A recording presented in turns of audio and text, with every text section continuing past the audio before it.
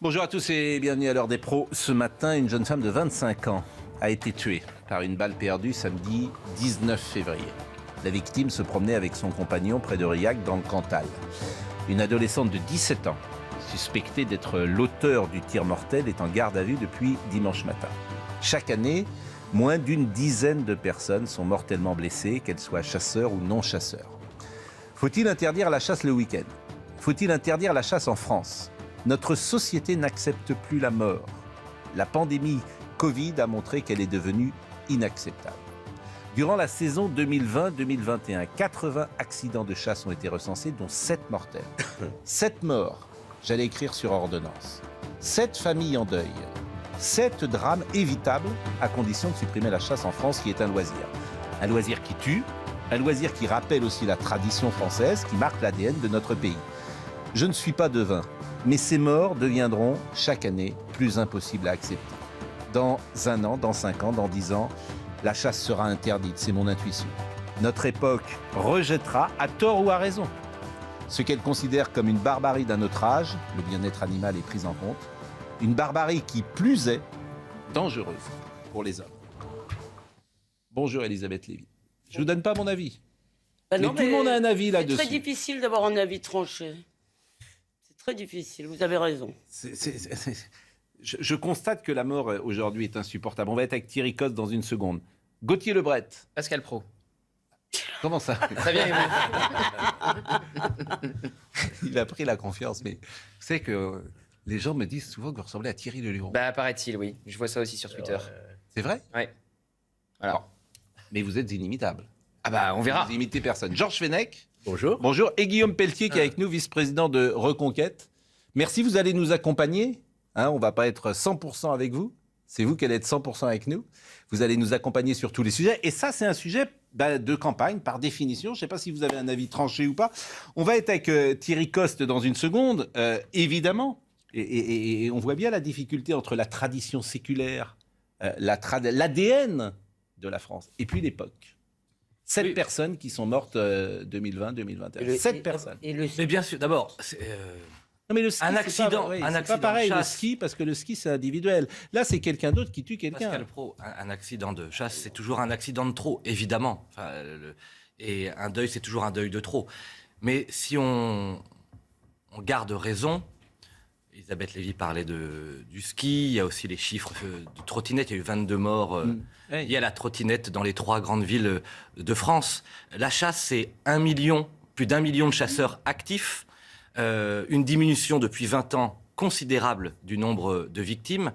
C'est une tradition, vous l'avez dit, et c'est surtout, dans nos territoires, moi je suis député de Loir-et-Cher, dans une terre de chasse, une régulation pour la biodiversité, si je vous promets. Sauf que cet argument... Oui, mais Pascal Praud, s'il n'y avait pas nos pêcheurs, s'il n'y avait pas nos chasseurs, s'il n'y avait pas nos agriculteurs, qui pour entretenir nos paysages, qui pour réguler le gibier ? Vous savez, tout ça, ce sont des sujets très importants. Et notre rôle, votre rôle, le nôtre, c'est d'éclairer les consciences et d'expliquer que la chasse, c'est au-delà d'une tradition, c'est indispensable à l'équilibre de la France rurale. Thierry Coste est avec nous, il est conseiller politique. Il est présenté comme lobbyiste de la Fédération nationale de la chasse. Je ne sais pas ce que ça veut dire, lobbyiste, mais en tout cas, c'est comme ça. C'est mon métier. C'est mon métier. C'est d'être influent auprès des responsables politiques et parfois des journalistes. Bon, ce qui m'intéresse, c'est pas un avis sur le fond. Chacun a un avis sur le fond. Est-ce qu'il faut interdire la chasse ou pas ? Ce qui m'intéresse, c'est ce débat par rapport à l'époque. Je disais aujourd'hui, les 7 morts de l'année dernière et cette jeune femme, en fait, c'est imparable. C'est-à-dire que rien ne justifie, même la régulation, même rien ne peut justifier aujourd'hui qu'une jeune femme qui se promenait avec son compagnon soit morte alors que des gens exercent un loisir, parce que cette chasse est un loisir. Donc comment vous pouvez, vous, contrer cet argument qui est très présent aujourd'hui dans notre société ? Non, mais c'est extrêmement difficile de réagir de façon raisonnée. Mais le fait d'aller se promener dans la nature avec un fusil pour tuer des animaux, il y a des gens qui ne peuvent pas le comprendre. Mais objectivement, moi, je suis beaucoup moins pessimiste que vous, parce que ça, depuis 10 ans, on a une montée en pression de la protection animale, des extrémistes de la protection animale, qui caricaturent les éleveurs, les chasseurs, les pêcheurs. Mais aujourd'hui, c'est en train de changer. Il y a une évolution, il y a de plus en plus de gens qui disent mais pourquoi on les emmerde pour ça qu'ils fassent les choses pour qu'il y ait encore moins de morts. Et ça, c'est notre boulot de tous les jours. Et on va continuer, on va analyser ce qui s'est passé et on va faire en sorte qu'on diminue encore au maximum le nombre de morts, mais objectivement, aujourd'hui, il y a un certain nombre de gens qui disent vous ne pouvez plus tuer d'animaux, ni en élevage, ni à la chasse, vous ne pouvez plus pêcher, et ça marche de moins en moins. Dans la province où j'habite beaucoup, je suis désolé, mais il y a des gens qui disent « Ok, moi je veux aller me balader, je ne veux pas prendre de risques quand je vais me balader, donc je veux connaître les règles et je veux que vous les respectiez, mais à partir du moment où je peux aller me balader alors que vous chassez, tout ça, ça me va très bien. » Il y a une évolution de la société qui est assez récente, qui commence à dire que trop, c'est trop, dans l'intolérance, dans l'interdit, dans le yakafoko. Enfin, quand j'entends les débats où avec Sandrine Rousseau, Mathieu Orphelin ou Yannick Jadot, ils connaissent même pas le sujet. C'est pathétique. Ils profitent des morts pour tenir un discours idéologue. Moi, je suis désolé. On doit balayer devant notre porte et on va le faire. On réunit aujourd'hui les fédérations de loisirs de nature. On doit progresser. J'entends Thierry Coste. Alors, je ne voudrais pas être obligé de vous couper tout le temps, mais comme vous êtes un lobbyiste, effectivement, vous parlez. Mais si vous pouvez parfois faire, en tout cas, synthétiser dans notre débat. Mais je voudrais qu'on voit un sujet. Après, la parole, évidemment, sera sur le plateau. Là où vous avez raison, c'est qu'effectivement, on plaque une idéologie. Vous parliez d'Yannick Jadot et de Barbara Pompili, par exemple. C'est incontestable. C'est une idéologie, bien sûr, qui est plaquée. Mais cette idéologie, elle est quand même aujourd'hui assez présente dans notre société. Voyons quand même le sujet, si vous le voulez, de Clémence Barbier. On ne tire pas en direction des routes, des chemins. Les règles pour chasser sont très strictes. Pourtant, des accidents se produisent chaque année. Alors faut-il changer la réglementation ? Est-ce qu'il ne faudrait pas vraiment mettre des limites, protéger les zones de chasse ? Je ne vais pas me promener en forêt quand il y a les chasseurs, clairement. Protéger les randonneurs en interdisant le port d'armes aux mineurs, c'est ce que réclament certaines associations anti-chasse. Voir que des gens armés d'une arme létale, pour l'homme également, puissent se promener dans la nature, des mineurs, c'est invraisemblable. Ça montre qu'il y a véritablement un grand problème d'encadrement de la chasse en France. De leur côté, les chasseurs disent respecter toutes les mesures de sécurité.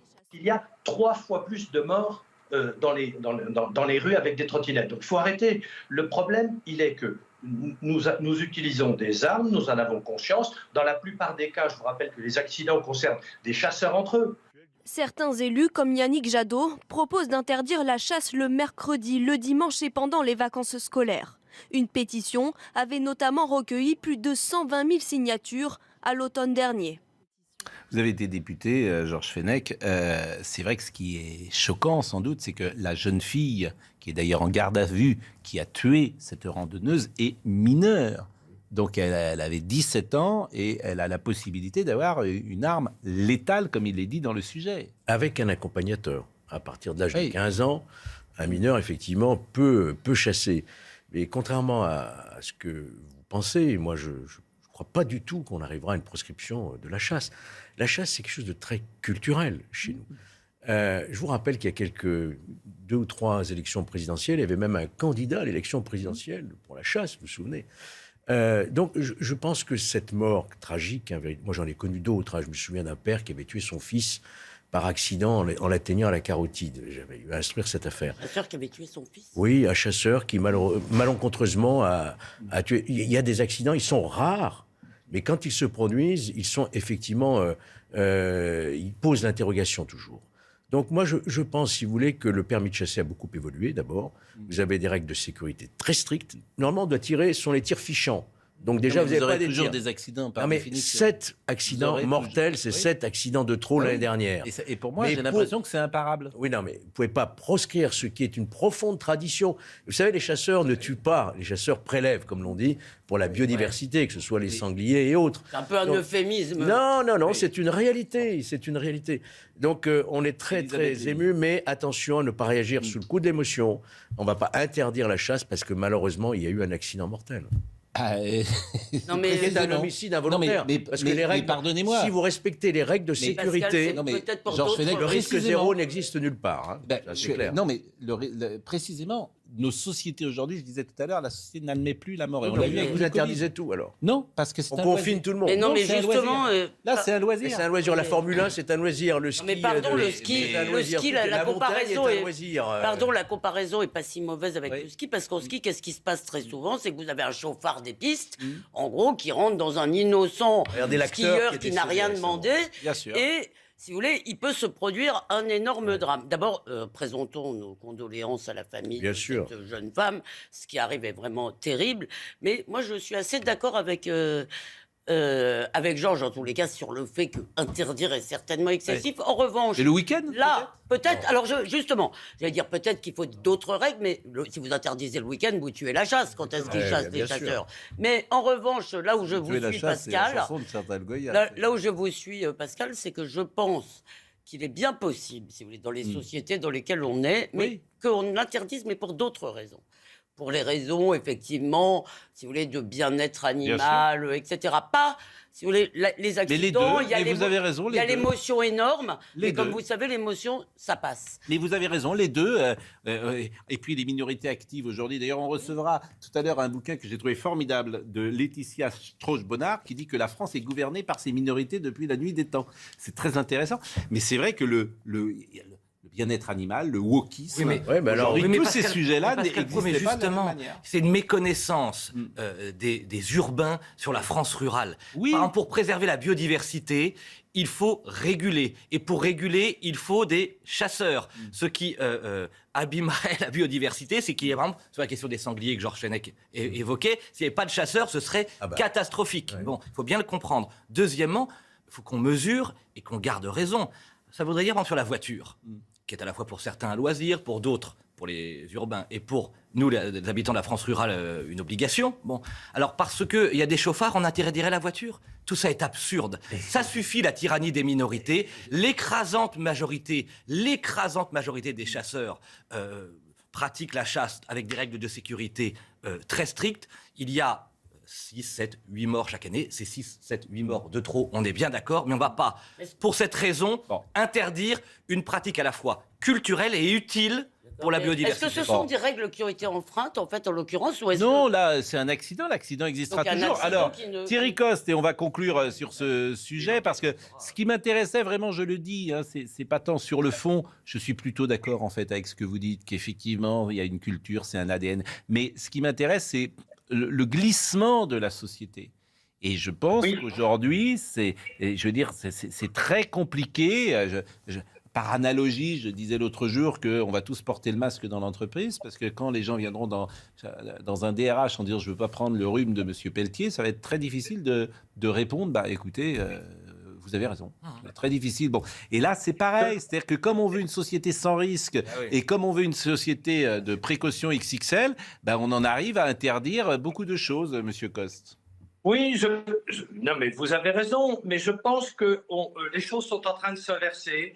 Ça ne m'a pas frappé. Hein, ça, en la culture, la culture, je vous promets qu'en province, ça commence à s'inverser. On doit faire le ménage entre nous pour mieux cohabiter. Mais regardez, aujourd'hui, on est encore dans la phase où vous abattez un arbre, vous avez des gens qui attaquent parce qu'on abat des arbres. On n'a jamais eu autant de forêts dans ce pays, mais couper un arbre, ça semble être criminel. Alors que pour la biodiversité, il faut en couper beaucoup pour avoir une régénération. Donc, résultat, ce que l'on voit, c'est peut-être aussi une partie de notre job, nous, chasseurs, mais aussi pêcheurs, forestiers, c'est d'expliquer la nature. C'est d'expliquer qu'on ne fait pas sans toucher à rien. Sinon, dans ces cas-là, vous allez voir, beaucoup de sangliers, c'est des dizaines de morts par voiture. Parce que, bien évidemment, les accidents de voiture avec la faune sauvage, c'est énorme. Si vous laissez se développer les sangliers parce que vous ne faites plus la chasse, résultat, c'est des morts dans les voitures. Et vous ne pouvez pas savoir le nombre de morts qu'il y a qui rencontrent du gibier sauvage. Donc, on doit expliquer. C'est notre job et on va le faire. Eh ben, j'entends ce que vous dites. Et pour terminer, 2 ou 3 réactions. Barbara Pompili. Toutes mes pensées vont à la famille et aux proches de la jeune femme décédée aujourd'hui lors d'un accident de chasse dans le Cantal. Les forces de l'ordre sont mobilisées pour que toute la lumière soit faite sur ce drame effroyable. Vous avez également Yannick Jadot. Elle avait 25 ans. Une jeune femme est décédée parce qu'elle a été touchée par une balle au cours d'un après-midi de chasse. Pensez à ses proches. Il nous faut plus réglementer cette activité. Il y a urgence. Je cite également Pierre Charon qui nous dit, comme ancien président du domaine national de Chambord, je vous rappelle qu'on est obligé de réguler les populations de sangliers, sinon ils deviennent trop nombreux, très dangereux et agressifs. Il y a beaucoup de morts sur la route à cause des sangliers qui heurtent les voitures, c'est ce que disait à l'instant monsieur Coste. Eh ben merci, vraiment merci. C'était un sujet moi qui m'avait intéressé, qui va être pourquoi pas dans la campagne électorale. Deuxième sujet du jour. Vous n'êtes pas sérieux. Franchement, vous n'êtes pas sérieux. Vous faites des. C'est grave. C'est grave. Vous utilisez des vidéos. Zemmour TV, vous savez, c'est redoutable, Zemmour TV. Non, mais vous utilisez des vidéos. Alors, mon confrère David Pujadas, il n'est pas content. Et il a raison. Alors, on va voir ce qu'il a écrit, David Pujadas, dans une vidéo publiée sur Twitter de Samuel Lafont. Samuel Lafont, c'est le chargé de la stratégie numérique des Reconquêtes. L'excellentissime Samuel Lafont. Et je veux bien. On peut voir un montage annonçant la victoire d'Éric Zemmour le soir du 2e tour sur France 2. Une annonce fiction où l'on entend la voix du journaliste David Pujadas.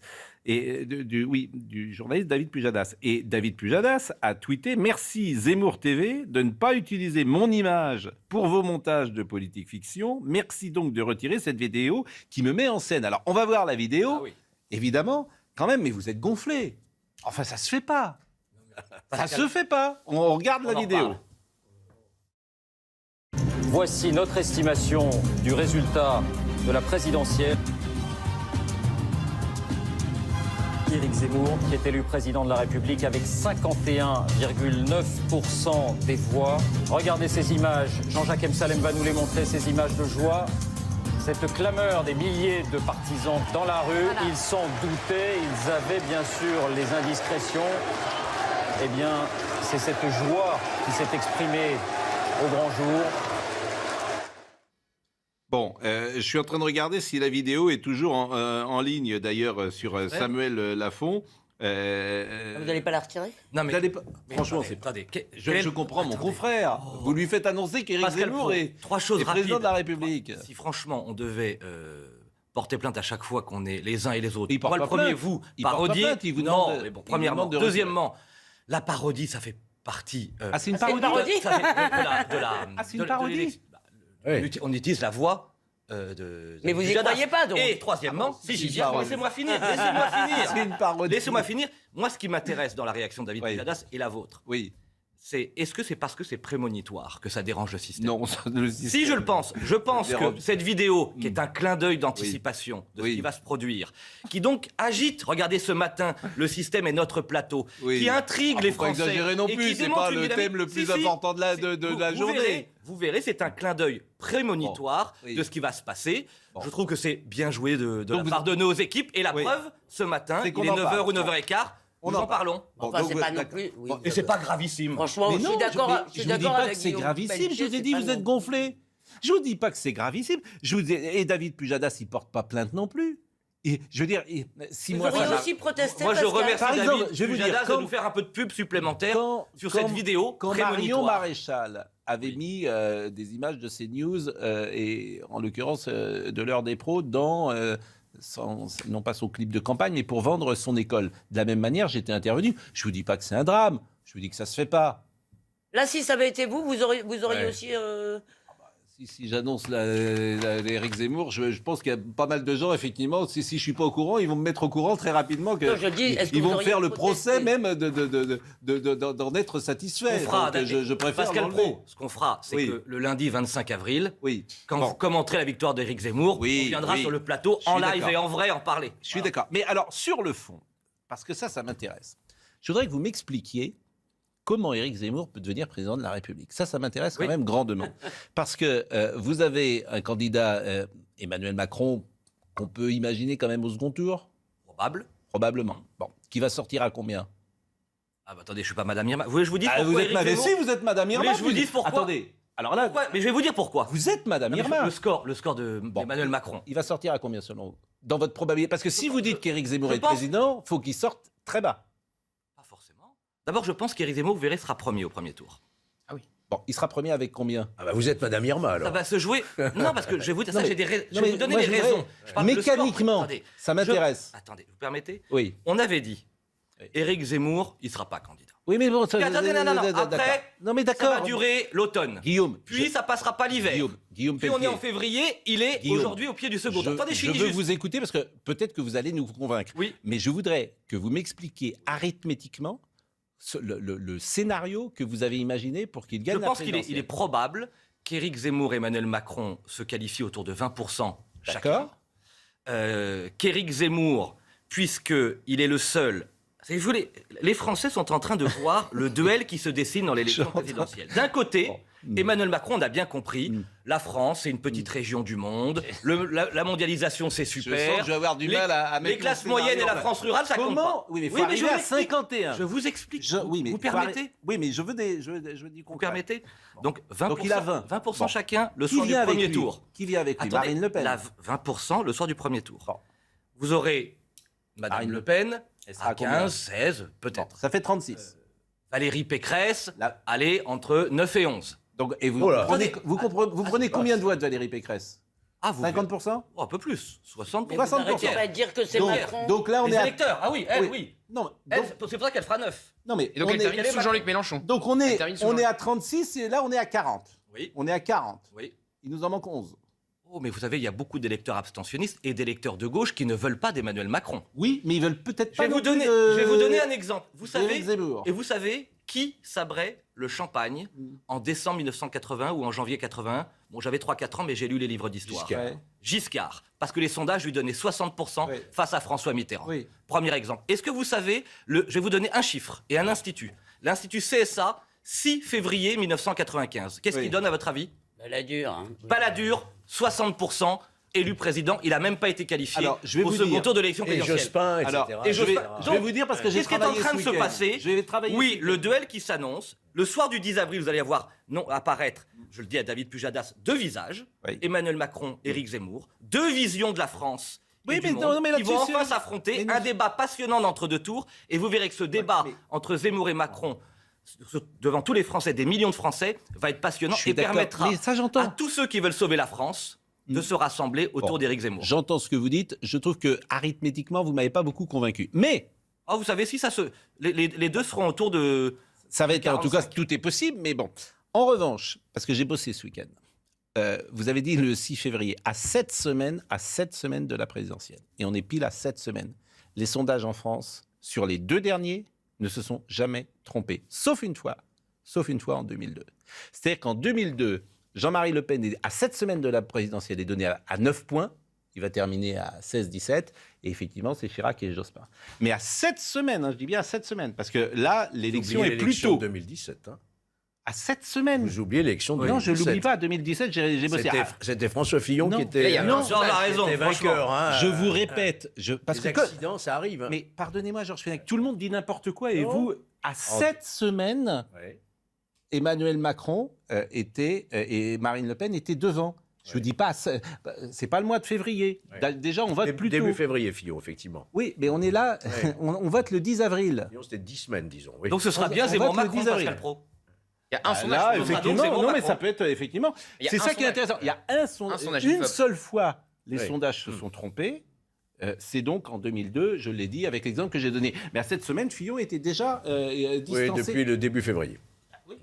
C'est pour ça que je. Oui, mais attention, donc comme tout le monde, tout le monde oublie, ce qui est normal d'ailleurs. Et puis l'élection est plutôt cette année. Parce qu'après, vous me permettez une chose? Oui, je vous en prie. Je vous ai donné donc l'addition de ce qui permettra à Éric Zemmour d'atteindre, vous savez, les 20 points, plus Le Pen, plus une partie de Pécresse, plus l'électorat. Faites le même calcul avec Macron et vous verrez que ça va se jouer à ça. Et le 51,9 de la prédiction, ce sera à peu près ça, vous verrez. Moi, je crois que la politique, c'est pas de l'arithmétique.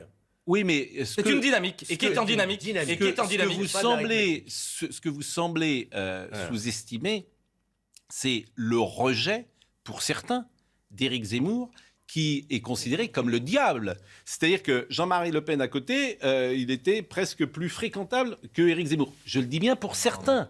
Pour certains. Oui, mais ça marche pas tellement ouais, dans ça marche l'électorat. plus. Dans l'électorat. J'entendais Anne Hidalgo hier qui disait Éric Zemmour, c'est un fasciste. Mais vous savez que les gens, on en a ras-le-bol. Mais j'entends, mais on l'a dit 10 fois, ce logiciel des années 70. Ça ne marche plus. Le logiciel des années 80 n'a pas de sens. Je suis d'accord avec vous. Ça marche pas sur les électeurs. Et d'ailleurs, elle ferait mieux de s'occuper de sa campagne plutôt que de la campagne des autres, parce qu'elle est à 2 points. Donc franchement, ça, il n'y a aucun souci là-dessus. Mais il n'empêche, et vous connaissez mon honnêteté proverbiale, j'entends, je lis, etc. Éric Zemmour, il est repoussoir à un niveau...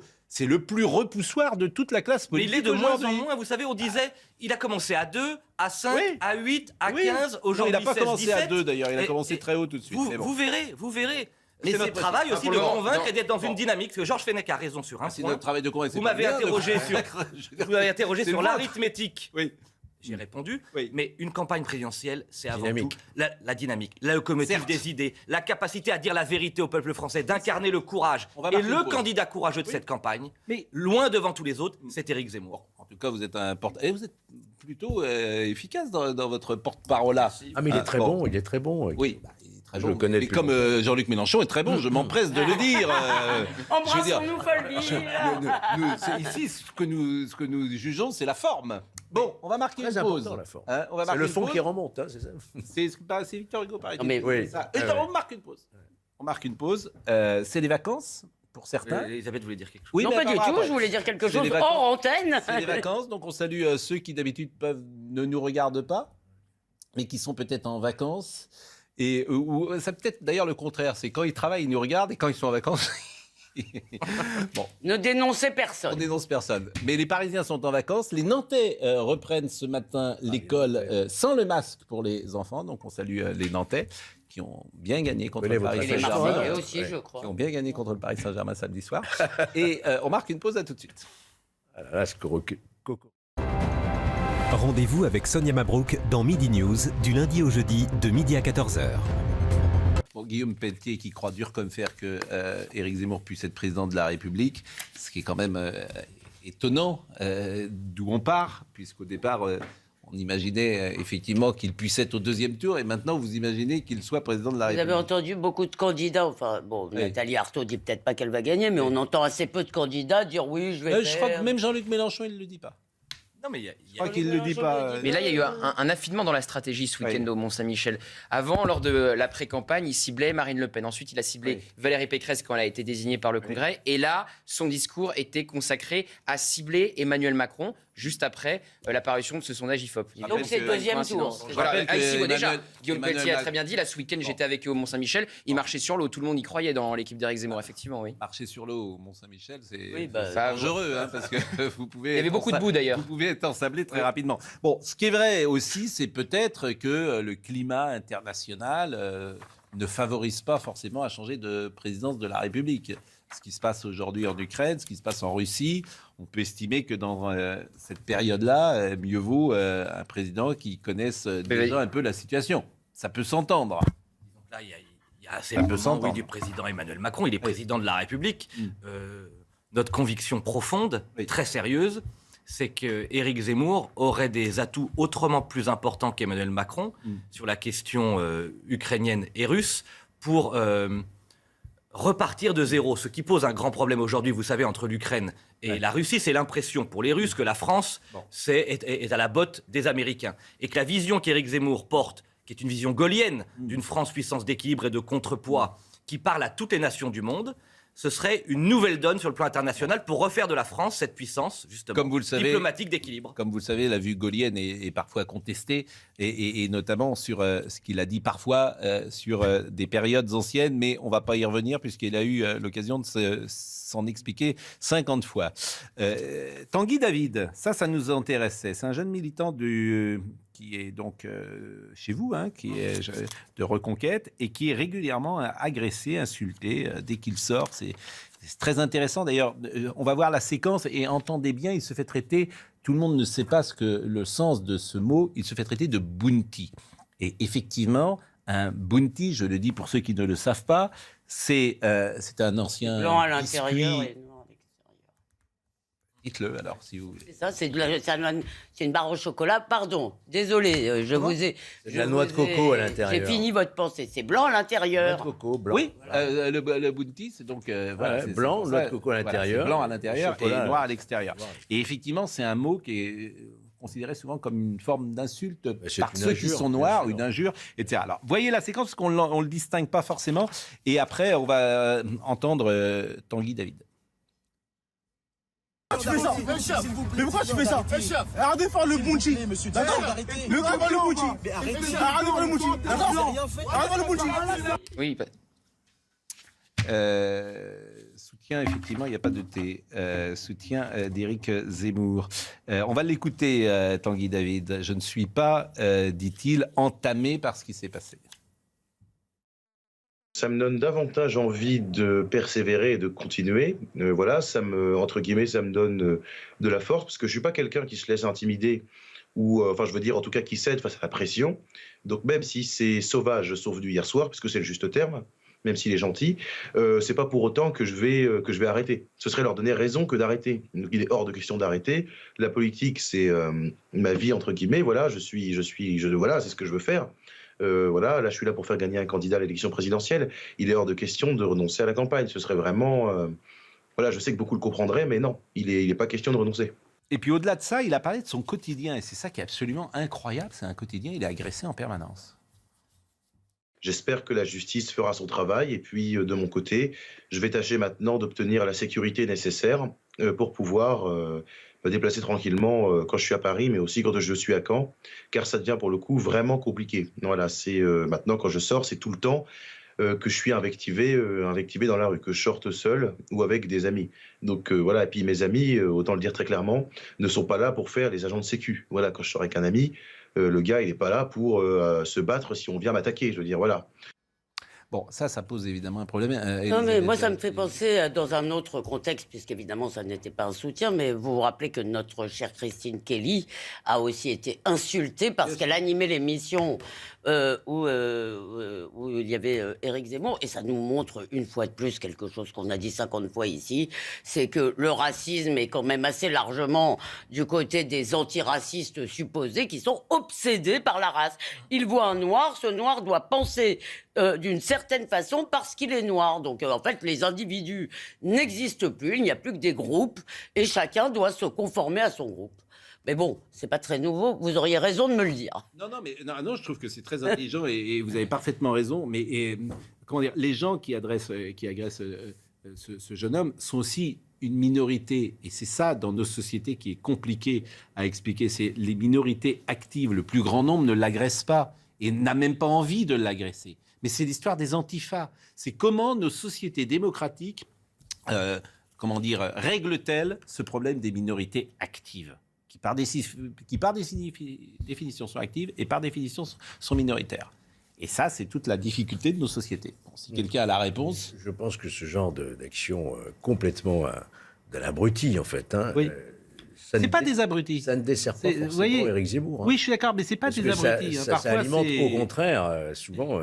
attention, parce que moi, je ne pense pas qu'Éric Zemmour soit raciste. Il a un discours radical qu'on peut critiquer, mais le racisme, même cette condamnation, je trouvais... Bon, non, mais il n'est pas raciste, diront ses opposants. Il n'est pas raciste, dites-vous. Comment pourrait-il lui-même être raciste ? Mais ses opposants vous rétorqueront qu'il a été condamné précisément. Non, mais l'histoire des mineurs non accompagnés, on se souvient. Oui, non, mais je vous le dis parce que ça doit être à ce moment-là dans le débat. Ce ne sont pas des abrutis, Pascal ? C'est pas que des abrutis. Au-delà de ça, pas que des abrutis. C'est aussi, je veux dire, des gens. Il y a un combat idéologique qui se met en place. C'est pas un abruti. Il y a un combat idéologique qui se met en place, justement. bien évidemment. Sur Tanguy David, d'abord, saluer son courage, sa ténacité, c'est remarquable, l'engagement public et politique qu'il a. Deuxièmement, incroyable. Est-ce que vous avez entendu une seule association antiraciste condamner cette agression ? SOS Racisme et tous les autres, pas une ligne, pas une virgule, pas un souffle. Bon, insupportable. Et le système médiatique. Et le système médiatique, tout ça. Il y aura une ligne dans le monde qui appelle toujours Éric Zemmour, le polémiste de l'extrême droite. Et puis, le plus important, à travers le courage de Tanguy, c'est ce que vient de dire Elisabeth Lévy. Comment nous voyons les autres. Moi, par exemple, je suis un Français catholique. J'ai ma foi, très bien, mais je suis Français. Moi, je vois les gens à travers... Vous êtes Français.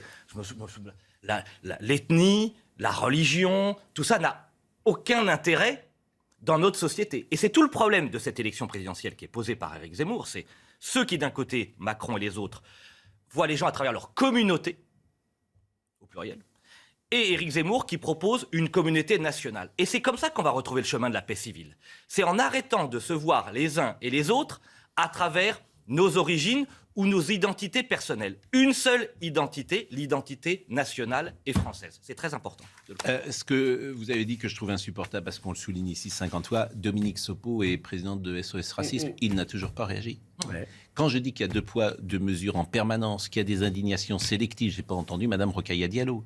C'est ça. Mais je vais vous dire, et ce que disait également tout à l'heure à juste titre Georges, je pense que c'est contre-productif et paradoxalement, personne n'est dupe. Et ça sert précisément celui qui montre cela, cette réalité-là. Et c'est l'enjeu de cette présidentielle, en tout cas l'un des enjeux. Les parrainages, ça nous intéresse. David Lisnard. Alors c'est un héros, David Lisnard. Et Éric Zemmour lui avait lancé un appel d'ailleurs pour qu'il fasse une collecte de parrainage pour tous les candidats au-dessus de 5%. On va l'écouter et il donne son parrainage. Parce qu'il y a un problème manifestement avec les parrainages. Là, on peut avoir consensus là-dessus. Écoutez David Lisnard, maire de Cannes, qui va parrainer Jean-Luc Mélenchon. Au moment où j'enregistre cette vidéo, 3 des principaux candidats à la présidentielle n'ont pas reçu leur parrainage et on sent bien qu'il y a un problème pour les recueillir. Si Jean-Luc Mélenchon ou Marine Le Pen, qui a une implantation ancienne avec un parti politique important et qui est 2e dans les sondages, ou Éric Zemmour, qui a une dynamique, ne pouvait pas se présenter, cela serait une grave atteinte à la démocratie. Nous devons veiller à ce que cette élection soit une vraie élection. La candidate que je soutiens, de façon claire et nette, qui est Valérie Pécresse, au moment où je vous parle, a à peu près 2000 parrainages. Donc elle peut concourir, elle est en tête des parrainages et je m'en réjouis. Mais je pense qu'il est important de prendre une initiative qui ne peut pas être celle de l'AMF, je parle en nom personnel, pour montrer que les parrainages ne valent pas soutien et qu'il faut veiller à la libre expression démocratique et républicaine. Sinon, nous allons vers une explosion civique qui amplifiera la crise civique dans laquelle nous sommes et nous pourrions avoir même des expressions de violence. C'est pourquoi j'ai décidé de parrainer le candidat dont je suis le plus éloigné, puisque je suis classé à droite, qui est Jean-Luc Mélenchon.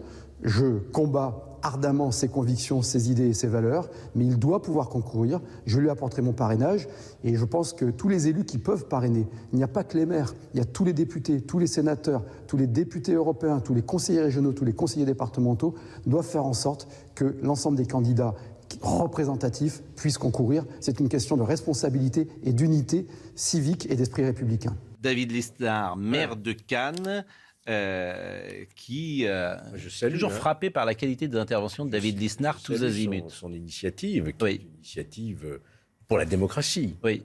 Ça va de soi. Maintenant, il y a une distorsion telle quand on voit que notre ami, j'allais dire notre ami parce qu'il plaît à tout le monde, Jean Lassalle, a déjà ses parrainages. Ou Nathalie Arthaud. Ou Nathalie Arthaud. Alors, c'est peut-être pas notre ami à tous, mais Jean Lassalle, bon, il n'y a pas de difficulté. Il y a une distorsion extraordinaire. Donc, aujourd'hui, la question, vraiment, je pense que la prochaine élection, on aura réglé ce problème. Alors, mais ça pose un problème d'ailleurs, y compris pour le futur élu, parce qu'en réalité, si un des grands candidats ne peut pas se présenter, sa légitimité sera fortement entachée. Pendant 5 ans, il aura des gilets jaunes ou des manifestants qui lui rappelleront qu'il a été mal élu. Attends, ce qu'il faut souhaiter, c'est que l'initiative de David Lisnard soit suivie par d'autres. Fabien Roussel, qui est un vrai démocrate, comme chacun sait, du Parti communiste français, ce matin, il était chez Sonia Mabrouk. Il a dit qu'il ne faut pas parrainer les candidats de l'extrême droite. Donc lui, comme ça, il est parfait. Fabien, c'est la démocratie. Il faut parler voilà, faut parler contre soi. Alors écoutez Olivier Véran, parce que Olivier Véran, qui n'en est pas une bêtise près, certes, mais écoutez ce qu'il a dit sur ce sujet. Je note que s'ils n'arrivent pas à avoir de parrainage, c'est qu'ils n'arrivent pas à convaincre les élus locaux de les parrainer. Ça veut dire qu'ils ne font pas envie aux élus locaux, qu'ils leur disent « moi je ne suis pas prêt à vous faire confiance ». Le système de parrainage est un système démocratique qui fait que tout le monde ne peut pas être candidat à une élection présidentielle. Pour l'être, il faut requérir la confiance de 500 élus élus eux-mêmes par le peuple. Je considère que toutes celles et ceux qui ont vocation à représenter une partie des Français devraient pouvoir le faire. Donc nous verrons, c'est pas la première fois, tous les 5 ans, une semaine ou 10 jours avant la date fatidique, il y a un candidat qui dit qu'il a passé 500 parrainages, etc. Quand il parle de médecine, il dit des bêtises, mais quand il parle d'autre chose, il dit pas non plus des choses intelligentes. Non, Madame Hidalgo, je crois, avait dit à peu près la même chose. Oui, Madame Hidalgo, et ses 2% et ses 500 parrainages. Ou et plus. Vous avez dit 2000 Et c'est pour ça que la parole de Lisnard, elle est authentique, elle est sincère. On voit bien la différence personnelle, culturelle, intellectuelle entre quelqu'un qui est au plus près de ce qu'il pense et qui dit des choses sensées, et puis d'autres personnes qui sont soit dans la politique, soit qui... Alors, si je faisais de l'idéologie, je vous dirais que c'est la différence entre la gauche et la droite. On va faire une suggestion à David. Parce que la gauche est peu pluraliste en général. Si vous permettez, oui. Une suggestion, puisqu'il s'exprime en tant que président de l'AMF. Il a dit là qu'il s'exprimait justement qu'en tant que maire de Cannes. Oui, mais il est quand même président de l'AMF. Oui, pourquoi ne constitue-t-il pas un pool? Il a refusé. Il a refusé de le faire. Il a dit, mais parce qu'il n'a pas le droit. C'est impossible. Il n'a pas le droit. Il ne peut pas engager l'AMF. Non, mais là, où vous en êtes? Il peut engager un mouvement. Où vous en êtes? Où vous en êtes? Les parrainages, où vous en êtes? Très précisément. Où vous en êtes? Georges Fenech a tout à fait raison. D'abord, on voit bien la différence entre la gauche, Véran, la droite, Lisnard. Effectivement, David Lisnard, voilà, l'honnêteté intellectuelle, l'ouverture d'esprit, le pluralisme, être content d'affronter démocratiquement quelqu'un d'autre. Bon. Moi, je demande à David, au-delà de l'initiative qu'il prend, de demander à son numéro 2, André Léniel, qui vient du Parti Socialiste, de parrainer, par exemple, Éric Zemmour ou Marine Le Pen, pour montrer l'ouverture de l'AMF, puisque le président de droite de l'AMF parraine Jean-Luc Mélenchon, j'aurais préféré qu'il nous parraine, et bien que le numéro 2 de l'AMF de gauche parraine Éric Zemmour. Nous sommes d'accord. Vous en êtes où aujourd'hui? Il nous en manque. Combien?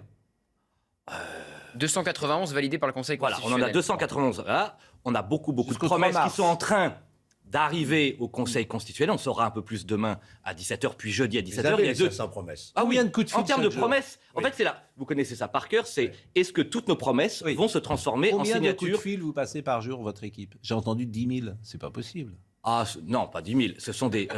mais rien que... Par exemple, Éric Zemmour en fait plusieurs heures par jour, Philippe de Villiers, Éric Zemmour moi... prend son téléphone pour appeler. Bien sûr, hier... Plusieurs heures par jour. Éric, Philippe de Villiers, moi, une équipe extraordinaire. Vous Il y a une prenez équipe votre téléphone extraordinaire. Et vous partout, faites... bien sûr. Hier, j'ai passé 6-7 heures. 6-7 heures. Et vous avez eu combien de parrainages en 6-7 heures? Ah, plusieurs, mais ça demande un travail acharné. D'ailleurs, ça crée une forme d'inégalité de campagne, puisque vous avez des candidats qui ne font que leur campagne. On doit faire et campagne et, en plus, chercher des parrainages. Qu'est-ce qu'on vous objecte quand on veut Alors, pas vous les donner? c'est là qu'Olivier Véran n'a rien compris, il ne connaît pas la France. C'est quand même incroyable. C'est pas du tout qu'on n'arrive pas à les convaincre. Si tous les maires qui sont convaincus par Éric Zemmour parrainaient, on aurait 3 000, 4 000, 5 000 parrainages. Oui. C'est l'inquiétude des menaces, de la pression, de la communauté de communes. Et c'était fait pour ça. Hein. Mais bien sûr. C'était fait par François Hollande. Vous savez, le vote est secret. C'était fait pour ça. Avant, c'était anonyme. Et François Hollande, il a bien compris bien sûr. De quel camp basculent les médias ou la sphère médiatique politique. Il a bien compris. François Hollande c'est-à-dire que Poutou a toutes ses signatures, Nathalie Arthaud a toutes ses signatures, parce que tu peux... Trotskiste, c'est pas grave. Tu peux parrainer tous les trotskistes. Ça, il n'y a jamais aucun souci. Notre ami Golnadel était là. J'ajoute que c'est François Hollande qui a enterré bien sûr. La réforme potentielle qui était sous la réflexion de Jospin à l'époque, pour qu'il y ait un parrainage citoyen. Mais Emmanuel Macron... Parrainage citoyen, c'est lui-même qui a enterré cette réforme. Il devrait le dire, Emmanuel Macron, en tant que président de la République. C'est son job de dire... Voilà, il faut que tous... Il n'est pas candidat, Emmanuel Macron. Bah, justement.